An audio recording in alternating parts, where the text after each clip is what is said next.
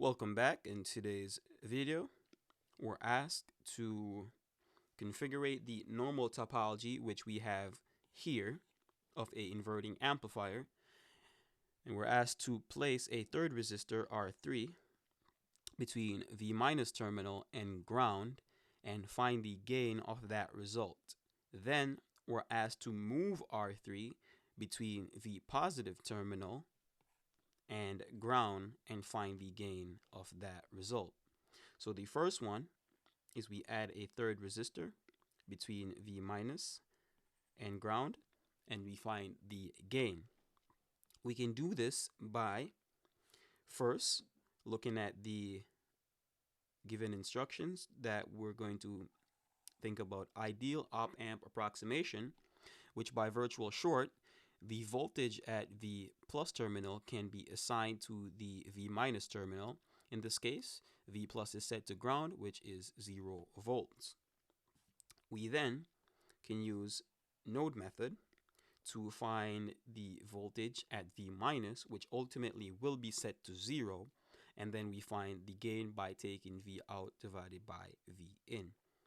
And also, we could have done a input loop and a output loop, and so on and so forth. But in this case, let's do node method. So by node method, we take V minus minus V in divided by R1, V minus over R3, V minus minus V out divided by R2, set that to 0 and solve for V out divided by V in, because our voltage gain for our inverting amplifier is equal to the response to the input signal, V out divided by V in, which is equal to negative R2 all over R1.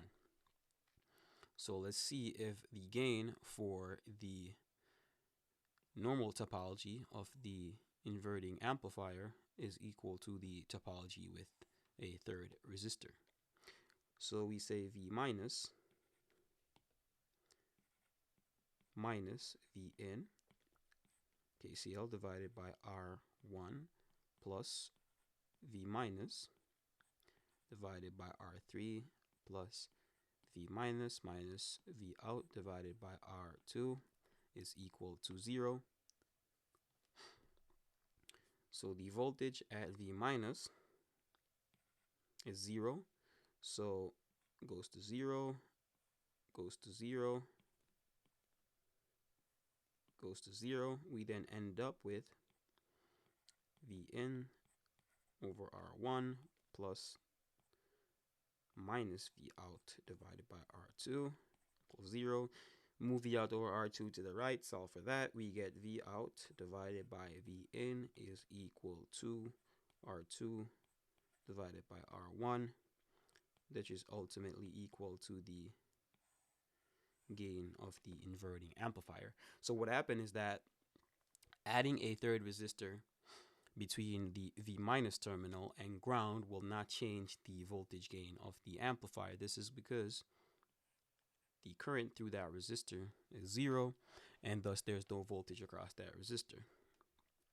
We then move the third resistor to this branch, or in this case between V plus and V minus, and same thing, there's no current flowing through R3, so there's no voltage drop across that resistor, thus V plus is still at 0 volts, and the gain for that instance will still be negative R2 divided by R1. And that's it for this problem. So I'll see you in the next problem. Bye.